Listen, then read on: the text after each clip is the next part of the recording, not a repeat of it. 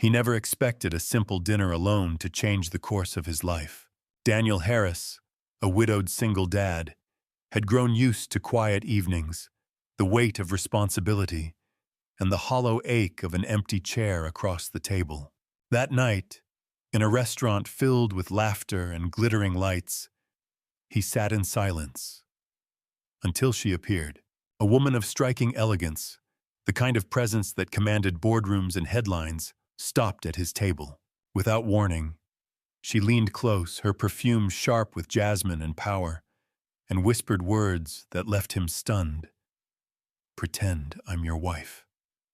In that moment, Daniel's ordinary world collided with hers, pulling him into a night of secrets, unexpected tenderness, and choices that would test not only his courage but also his heart. Daniel Harris sat at the far corner of the restaurant, a white linen tablecloth stretching before him like a stage he had no part in. The chandeliers above scattered a soft golden glow across polished silverware and crystal glasses, but all that light only deepened the shadows in his heart. Around him, couples leaned close, families laughed softly over shared meals, and business partners clinked their wine glasses.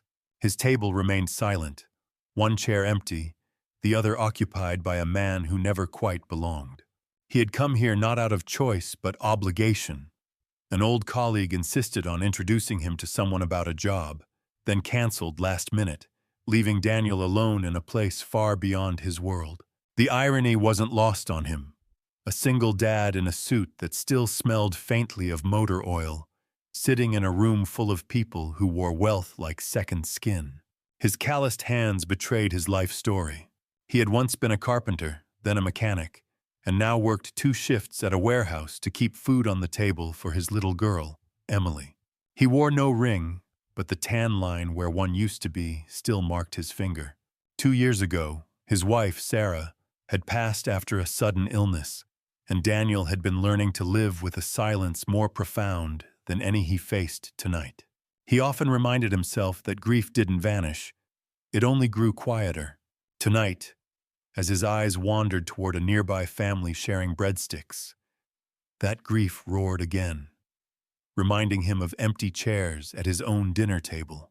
He thought about Emily back home with his sister, clutching her stuffed rabbit, asking when Daddy would return. He felt guilty for being here at all. His daughter hated sleeping without him. He had promised to read her a bedtime story, but work and the canceled meeting dragged him into this charade of fine dining. The waiter poured him water with the kind of delicate precision that made him uncomfortable. Daniel muttered thanks, his voice low, unused to the hush of such a room. It was then he noticed her, a woman in her mid-30s, maybe younger, gliding across the floor with the kind of authority that bent the air around her. She wore a midnight blue dress that seemed tailored not just to her figure, but to her presence. Each movement precise, each glance calculated. People turned to watch without meaning to. She carried a gravity that could silence a room. Daniel lowered his gaze quickly, certain she belonged to the kind of world where his presence was invisible. But instead of passing by, she stopped. She looked right at him. Daniel shifted, uncertain, his stomach tightening as if he'd committed some unspoken error. Then, with the faintest smile, a smile that didn't quite reach her eyes, she slid into the empty chair across from him. His pulse skipped. This had to be a mistake. Women like her didn't sit across from men like him. Before he could ask, she leaned forward, her perfume a subtle blend of jasmine and something sharper, like ambition wrapped in silk. Her lips barely moved as she spoke, her voice low enough that only he could hear. "Pretend I'm your wife." Daniel blinked. For a second he thought he'd misheard. "I'm sorry, what?" he whispered back, his throat dry. Her gaze was steady, urgent. "Please, just for a moment, pretend I'm your wife." He stared, mind racing. He wanted to laugh, to demand an explanation, to remind her that he was no actor, and certainly not someone suited for whatever game this was. Yet something in her eyes stopped him. It wasn't just authority, it was fear, carefully hidden behind poise. A fear that called to the protector in him, the part that had held his daughter's hand through fevers and nightmares. Daniel's world had been simple until this moment. Work, Emily, survival. Now, in the middle of a glittering restaurant, a woman who clearly didn't belong to his life was pulling him into hers with 5 words that felt more like a plea than a command. He opened his mouth to respond, but the clink of nearby glasses drowned his voice. The weight of her request pressed on him, and for the first time in years, Daniel felt the unpredictable thrill of stepping into the unknown. Daniel's first instinct was to shake his head, to tell the elegant stranger that she had chosen the wrong man for whatever charade she had in mind. But before he could speak, she slid her hand across the table and rested it lightly on his. Her touch was cool but deliberate, and her eyes flicked sideways toward a pair of suited men entering the restaurant. Their gaze scanned the room like hawks searching for prey. She leaned in, her lips brushing the rim of her wine glass as she whispered, "They can't know I'm alone." The explanation, brief as it was, tightened Daniel's chest. He didn't know her story, but he recognized the fear she tried so hard to conceal. It was the same fear he felt when Emily was sick, and the doctors spoke in terms he didn't understand. A fear that made you swallow pride and cling to any lifeline. Against his better judgment, he nodded once. Her smile was faint, practiced, but for a moment relief softened her sharp features. She squeezed his hand, as if they had shared years together instead of seconds. Daniel cleared his throat, fighting the heat rising in his face. "So, I'm supposed to be your husband now?" he muttered. "Just play along," she murmured, straightening in her chair. "They're watching." He forced himself to meet her eyes, though every instinct told him to run. She was clearly someone of importance. Her posture, the quality of her dress, the way others stole glances at her. She wasn't merely a woman hiding from company. She was a CEO, the kind that built empires and controlled boardrooms. Daniel, with his thrift store tie and worn shoes polished for the first time in months, was the furthest thing from a convincing partner for her. The contrast was almost laughable. Yet when the 2 suited men paused at a table nearby, Daniel felt her fingers tighten around his, silently begging him not to falter. He drew a deep breath. "So, honey," he said, his voice low but steady, "did you decide if Emily would like the pancakes for breakfast tomorrow, or should I make her oatmeal again?" He invented the line clumsily, but his daughter's name grounded him, made the lie easier to wear. For the first time, the CEO's composure cracked. Her eyes softened, caught off guard by the mention of a child. She tilted her head, playing along. "Oatmeal," she replied, her voice warm enough to be overheard. "You know how she complains when you make them too sweet." The men at the other table glanced over, then quickly lost interest. The tension in her shoulders eased.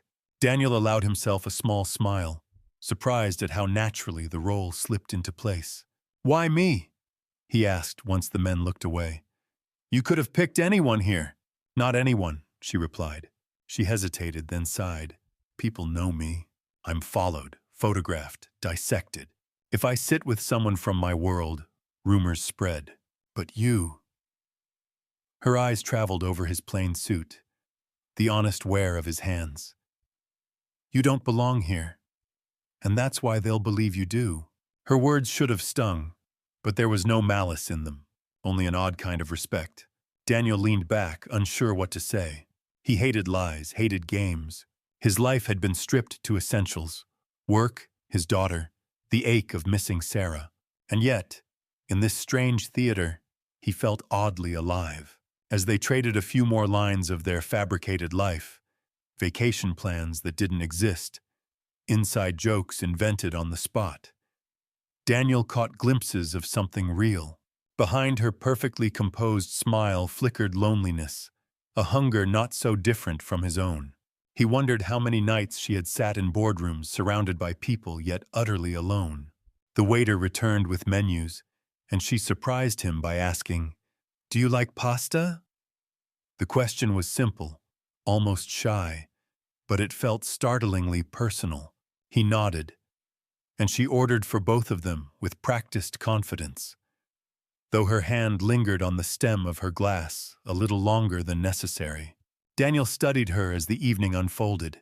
She laughed at one of his awkward jokes. Really laughed, not the polite chuckle of someone humoring a stranger. It struck him then.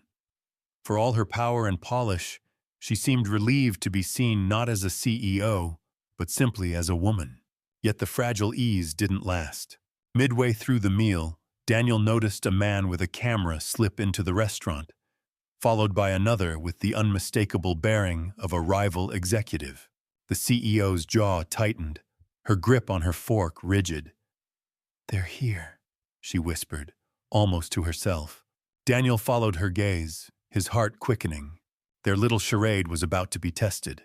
Daniel's pulse thudded as the man with the camera raised his lens. The rival executive, sharp in a charcoal suit, scanned the room with eyes like knives. The woman across from him, this CEO who moments ago had asked him to play her husband, sat impossibly still, her knuckles white around the stem of her wineglass. Without thinking, Daniel reached across the table, covering her hand with his own. He leaned in, lowering his voice to a tone only she could hear.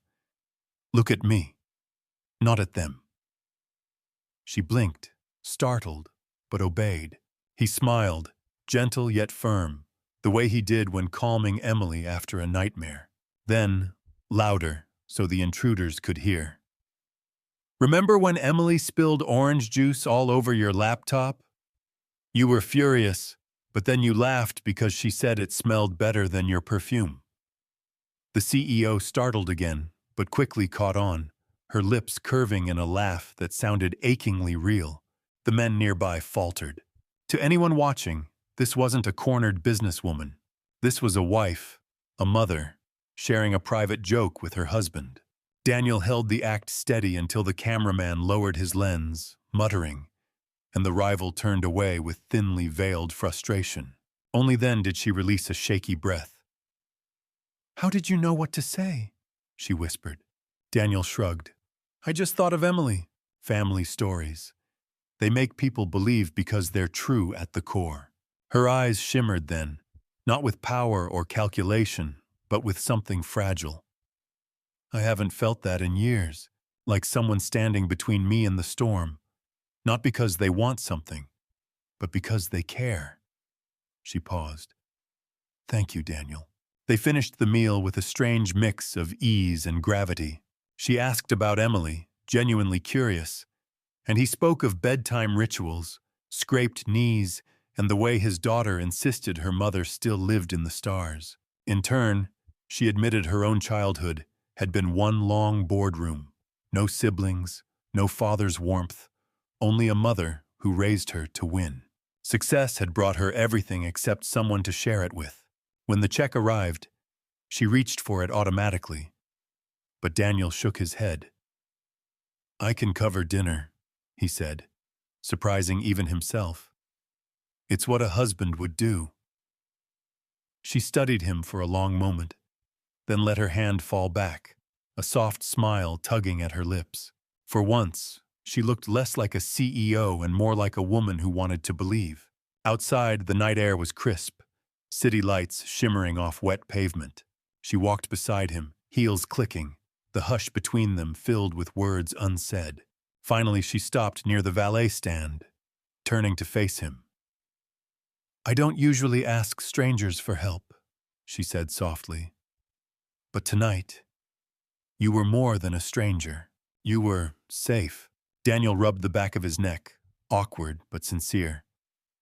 "I don't know what this was for you, a shield, a performance, but for me, for a moment, it felt real." His voice caught, uncharacteristically raw. "I haven't felt that since Sarah." Her expression softened at the name. She reached out, brushing her fingers lightly against his arm. "Maybe it doesn't have to end as pretend." A silence hung, not empty but full of possibility. Daniel thought of Emily asleep at home, her world narrowed to him alone. He thought of how she sometimes asked why other kids had two parents waiting after school, And he thought of this woman, powerful yet lonely, guarded yet yearning, who had turned to him in desperation and found perhaps more than she intended. The valet pulled her car around, a sleek black sedan that screamed privilege, yet as she lingered before stepping in, her gaze clung to his, as if reluctant to return to the armor of her life. "Good night, Daniel," she said, her voice low, lingering. "Kiss Emily good night for me." He watched her car disappear into the city, the echo of her words warming him against the chill. For the first time in years, Daniel didn't feel entirely alone. Somewhere between make-believe and truth, something had shifted. Perhaps the future held more than endless nights of weary solitude. Perhaps, just perhaps, his little girl would one day know the embrace of a mother again. Not the one they lost, but the one fate had placed, unexpectedly, at their table. Some encounters arrive like storms, shaking everything you thought was certain, yet leaving behind skies clearer than before. For Daniel, that night was more than a fleeting performance. It was the first crack of light after years of carrying loss alone. In the eyes of a woman who whispered, "Pretend I'm your wife," he discovered not just a fragile secret, but a reflection of his own longing for family, for healing, for a chance to love again. And perhaps in her, he found the possibility of a new beginning for Emily too. Life reminds us that love does not always enter by the front door. It sometimes slips quietly into the empty chair beside us. If this story touched your heart, share it with someone who believes in second chances, and don't forget to subscribe for more soul-stirring tales.